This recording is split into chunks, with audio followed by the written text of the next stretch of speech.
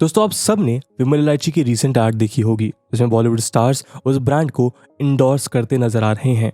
ये एड इलायची जैसी नॉन हार्मफुल कंपोनेंट के लिए शूट किया गया है, लेकिन इसका असली मकसद विमल ब्रांड को पॉपुलराइज करना था। इसका प्राइमरी प्रोडक्ट पान मसाला है। अगर आप टीवी नहीं देखते और ये एड आपकी नज़र से नहीं गुजरी तो फिर भी कोई बात नहीं है। पब्लिक प्लेसेस, अपार्टमेंट के स्टेयर्स या इवन मिड ट्रैफिक में भी कभी ना कभी हम में से हर एक ने पान मसाला के रेड स्ट्रेन से सामना हुआ ही होगा। आप सब जानते ही होंगे कि इंडिया में स्मोकलेस टोबैको यानी पान मसाला कितना ज़्यादा कंज्यूम किया जाता है। और हैरानी की बात यह है कि इंडिया में 90% ओरल कैंसर्स पान मसाला की ही देन है। इंडिया में स्मोकलेस टोबैको से हर साल लगभग 2,30,000 जाने जाती हैं, लेकिन इसके बावजूद इंडिया वर्ल्ड का सेकेंड हाईएस्ट टोबैको कंज्यूमर है। इन सारे इफेक्ट्स के बावजूद इंडिया में आज पान मसाला कंपनीज की मार्केट 40,000 करोड़ रुपीस से भी ज्यादा एस्टिमेट की जाती है। इंडिया में लगातार बढ़ते टोबैको कंजम्पशन को देखते हुए स्टेट गवर्नमेंट्स थोड़े थोड़े वक्त में इन टोबैको प्रोडक्ट्स को बैन जरूर करती हैं, लेकिन वो इतने इफेक्टिव नहीं रहते। Cigarettes and other tobacco products act 2003 के चलते कोई भी इंडस्ट्री टोबैको का एडवर्टाइज नहीं कर सकती, लेकिन बेच जरूर सकती है कुछ गाइडलाइंस के साथ, ठीक लिकर की ही तरह। पीआर मानिकचंद, टीएस ग्रुप और संजय गुड़ावट ग्रुप जैसी ऐसी इंडस्ट्रीज हैं जो सरोगेट एडवर्टीजमेंट का यूज करके अपने प्रोडक्ट्स को लोगों तक पहुंचाती हैं। इन कंपनीज द्वारा ऐसे प्रोडक्ट्स एड्स में फिल्म स्टार को यूज करना एक क्रूशियल स्ट्रेटजी रही है, जिस पे आज हम अपने देश में एक कंट्रोवर्सी देखते हैं। दोस्तों इस वीडियो में हम जानेंगे कि कैसे इंडिया में लोगों के बीच स्मोकलेस टोबैको परिचित होता गया। इसके अलावा इंडिया में कैसे एक फॉर्मिडेबल फोर्स बन चुकी है टोबैको लॉबिंग पे, इस पे भी चर्चा होगी। साथ ही टोबैको प्रोडक्ट्स का इम्पैक्ट और इंडस्ट्रियल बैन के बावजूद भी इन प्रोडक्ट्स की सेलिंग और ब्लैक मार्केटिंग पे चर्चा करेंगे। तो बिना किसी देरी के आइए शुरू करते हैं आज का डिस्कशन। नमस्कार दोस्तों, मेरा नाम है आदर्श और स्वागत है आपका स्टडी आईक्यू में। आगे बढ़ने से पहले मैं आपको बता दूं कि अब स्टडी आईक्यू के किसी भी शानदार कोर्स को परचेज करने से पहले, चाहे वो यूपीएससी एग्जाम हो, स्टेट पीएससी हो, जुडिशरी एग्जाम्स हो या फिर हो बैंक पीओ का एग्जाम, आप यूज कर सकते हैं कूपन कोड आदर्श 33, जिससे आपको मिलेगा फ्लैट 33% डिस्काउंट स्टडी आईक्यू के सभी कोर्सेज पे। बाकी के अपडेट्स के लिए आप मुझे मेरे सोशल मीडिया हैंडल्स पे भी फॉलो कर सकते हैं।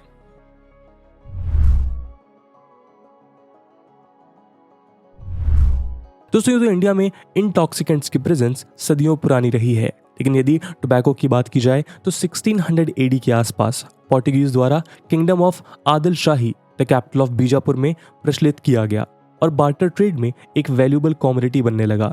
1604 से 1605 के दौरान जब असद बेग, जो कि मुगल एम्परर अकबर के एम्बेसडर थे, एक बार बीजापुर आए तो टोबैको और हुक्का को देखकर प्रभावित हो गए और काफी ज्यादा मात्रा में टोबैको खरीद कर अकबर के दरबार में ले गए।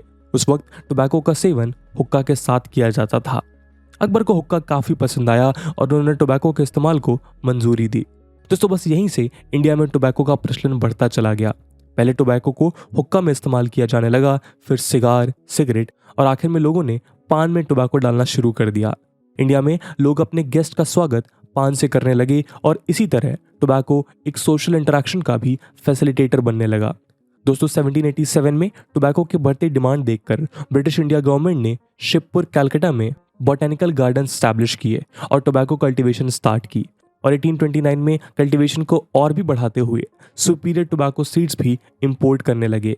1875 में गाजीपुर और बिहार में भी कल्टीवेशन शुरू कर दी गई और 1901 आते आते British and American tobacco company ने अपनी ट्रेड एक्सपैंड करने के लिए इंडिया में 3 कंपनी सेटअप की, जिन्हें साथ में इंपीरियल कंपनी इंडिया कहा जाने लगा। दोस्तों इसी कंपनी को आज हम इंडियन टोबैको कंपनी यानी आईटीसी लिमिटेड के नाम से जानते हैं। 1938 तक India 499 million kilogram of tobacco produce करते हुए वर्ल्ड में सेकेंड लार्जेस्ट टोबैको प्रोड्यूसर बन चुका था। फर्स्ट और थर्ड पोजीशन पे यूएसए और चाइना थे।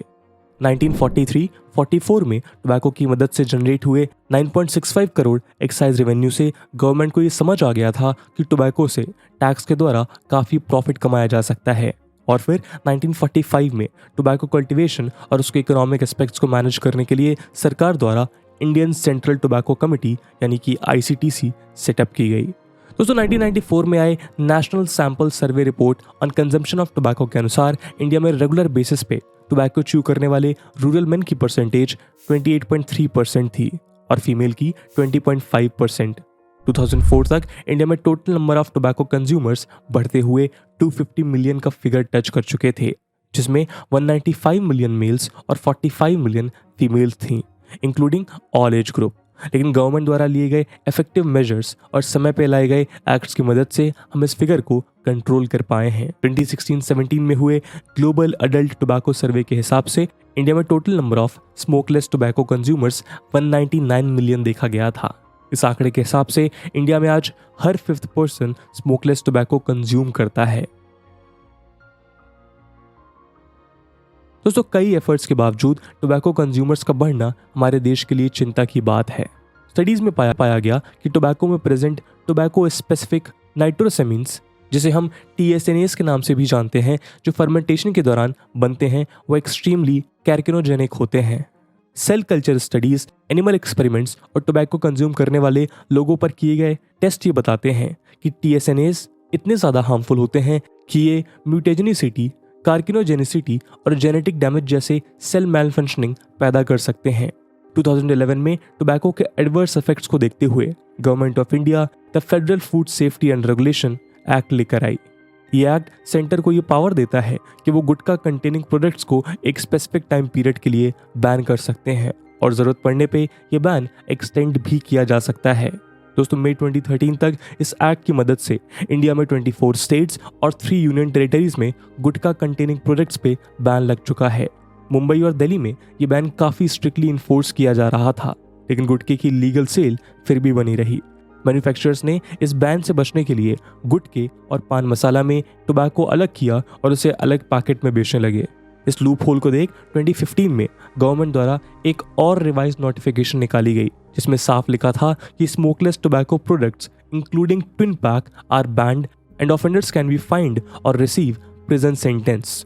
दोस्तों, cigarettes and other tobacco products act 2003 के कारण किसी कंपनी को यह राइट नहीं है कि वो किसी भी टोबैको प्रोडक्ट को एडवर्टाइज करे, लेकिन पान मसाला कंपनीज जैसे मानिकचंद ग्रुप, DS ग्रुप और संजय गुडावट ग्रुप सरोगेट एडवर्टीजमेंट का यूज अपने प्रोडक्ट्स को लोगों तक पहुंचाने के लिए करते हैं। सरोगेट एडवर्टीजमेंट वो एड्स होते हैं जिसमें कंपनीज अपने किसी रेगुलेटेड प्रोडक्ट्स की डुप्लीकेट ब्रांड इमेज बनाती हैं और कोई दूसरा प्रोडक्ट यूज करके अपने रेगुलेटेड प्रोडक्ट्स को प्रमोट करती हैं। रजनीगंधा, विमल और शिखर जैसे गुटखा ब्रांड्स को प्रमोट किया जाता है उसी नाम के इलायची प्रोडक्ट्स के एडवर्टीजमेंट से। ये कंपनीज फेमस सेलिब्रिटीज को अपने ऐड में यूज करती हैं, जिससे यूथ और व्यूअर्स में एक इम्पैक्ट क्रिएट हो सके। कई सेलिब्रिटीज सरोगेट एडवर्टीजमेंट को अनएथिकल मानकर पीछे भी हट जाते हैं, लेकिन शाहरुख खान, अजय देवगन, अक्षय कुमार जैसी इन्फ्लुएंशियल सेलिब्रिटीज इन प्रोडक्ट्स के एडवर्टीजमेंट करते हुए नजर आ जाती हैं, जो उनकी सोशल रिस्पॉन्सिबिलिटी और एथिक्स पे भी काफी बड़ा सवाल उठाता है। दोस्तों, 2003 में COTPA के आने के बाद कुछ ही महीनों बाद टोबैको इंडस्ट्रीज दूसरे मीडियम्स जैसे स्पोर्ट्स इवेंट्स, कल्चरल इवेंट्स और टेलीविजन प्रोग्राम्स को स्पॉन्सर कर अपनी प्रेजेंस और ब्रांड इमेज बनाने लगी थी। इसके अलावा उन्होंने न्यूज़पेपर्स, मैगजीन, ट्रांसपोर्ट व्हीकल्स में सरोगेट और पॉइंट ऑफ सेल एडवर्टीजमेंट जैसे टैक्टिक्स का यूज करना शुरू कर दिया था।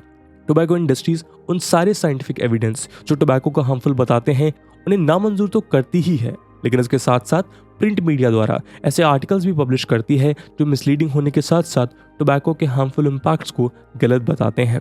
2002 में जब एक प्रेस कॉन्फ्रेंस में स्मोकलेस टोबैको इंडस्ट्री के एक बड़े प्लेयर मिस्टर रसिक लाल धरीवाल, जो कि मानिकचंद ग्रुप के चेयरमैन हैं, उनसे जब पान मसाला के एडवर्स इफेक्ट्स के बारे में पूछा गया तो उन्होंने साफ कह दिया कि ऐसा कोई कंक्लूसिव एविडेंस नहीं है जो ये प्रूव करे कि गुटखा हार्मफुल होता है।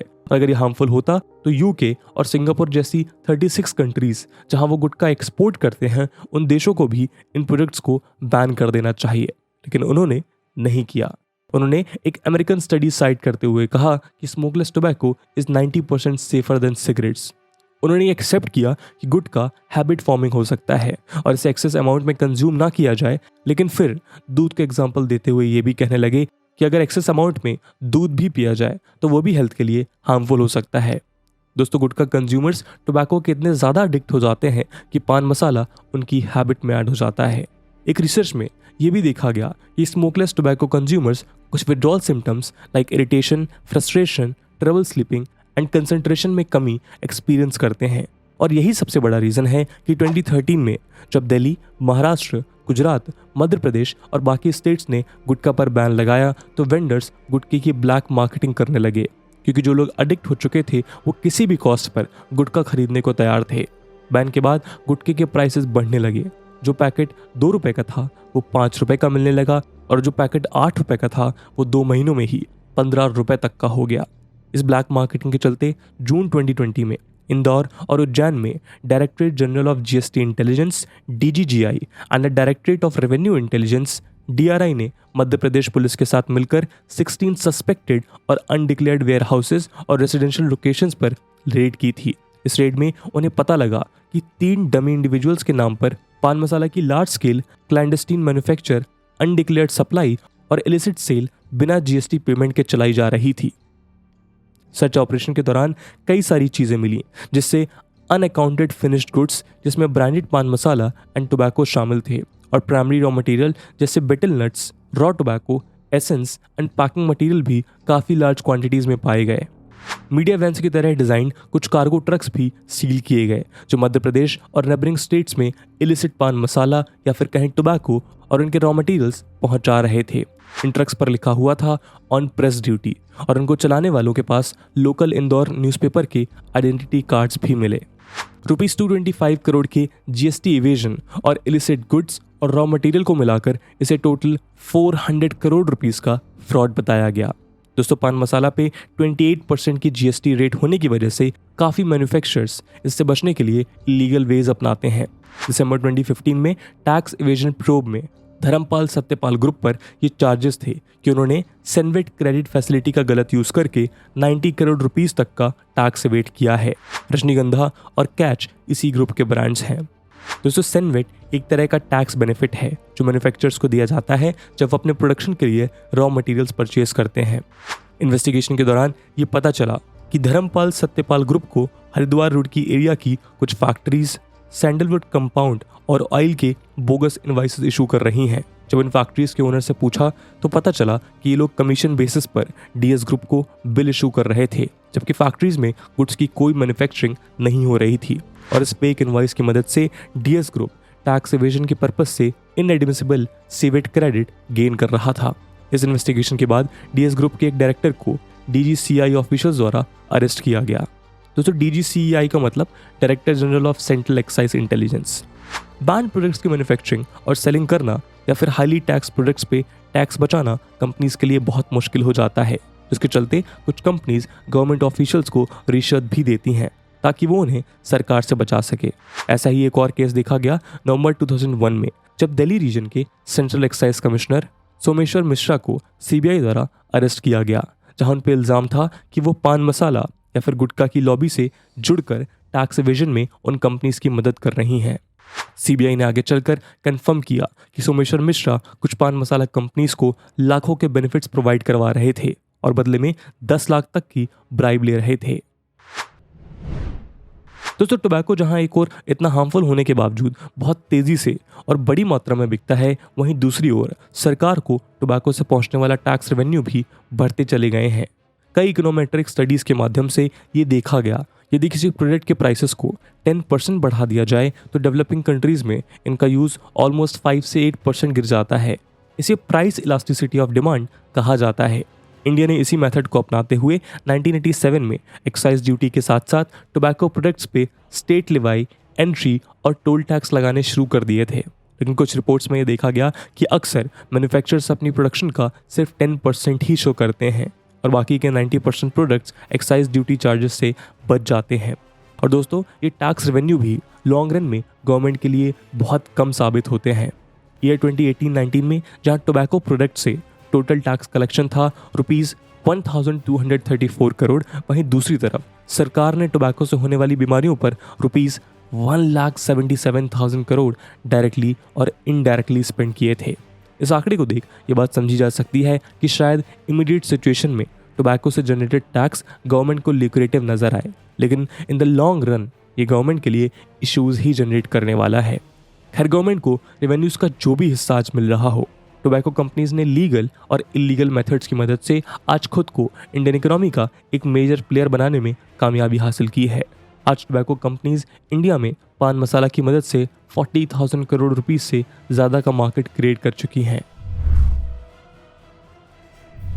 दोस्तों, स्मोकलेस टोबैको के कंजम्पशन को काउंटर करने के लिए गवर्नमेंट को टोबैको प्रोडक्ट्स पर हाई टैरिफ लगाने पड़ेंगे, जिससे कि प्राइस ज़्यादा होने के कारण टोबैको कंज्यूमर्स के नंबर में गिरावट आए।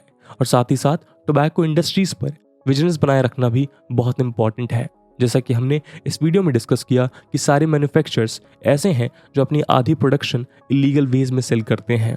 दोस्तों, टोबैको से कलेक्ट किए गए टैक्स रेवेन्यू को सरकार टोबैको ग्रोइंग फार्मर्स के इंटरेस्ट में यूज कर सकती है, क्योंकि at some point tobacco farmers के लिए ये मस्ट हो जाएगा कि वो ऑल्टरनेटिव क्रॉप पे डिपेंडेंस बनाए और गवर्नमेंट टैक्स रेवेन्यू से फार्मर्स को इस ट्रांजिशन में असिस्ट किया जा सकता है। तो दोस्तों, ये थी कहानी टोबैको इंडस्ट्री की। आपके हिसाब से इस इंडस्ट्री को और कैसे रेगुलेट किया जा सकता है और गवर्नमेंट को इस स्पेसिफिक इंडस्ट्री के लिए आगे चलकर क्या नजरिया अपनाना चाहिए? इसके अलावा दोस्तों, ये वीडियो यूपीएससी मेंस एग्जामिनेशन के पर्सपेक्टिव से भी रेलेवेंट है और इस टॉपिक से रिलेटेड सवाल यूपीएससी GS2 के सोशल जस्टिस सेक्शन में पूछे जा सकते हैं। इसलिए इस टॉपिक से रिलेटेड एक सवाल हम आपके लिए छोड़ कर जाएंगे, जिसे आप कमेंट सेक्शन में आंसर कर सकते हैं। And the question is that discuss the impact of pan masala on the health of Indian youths. Mention the cause due to which bans imposed on them are not effective in curbing their spread. And with this question, my friends, that's it for the video. I hope आपको video पसंद आया होगा और अगर पसंद आया है तो अपने दोस्तों के साथ शेयर करना मत भूलिएगा। हम मिलते हैं अगले वीडियो में, तब तक के लिए जय हिंद, जय भारत।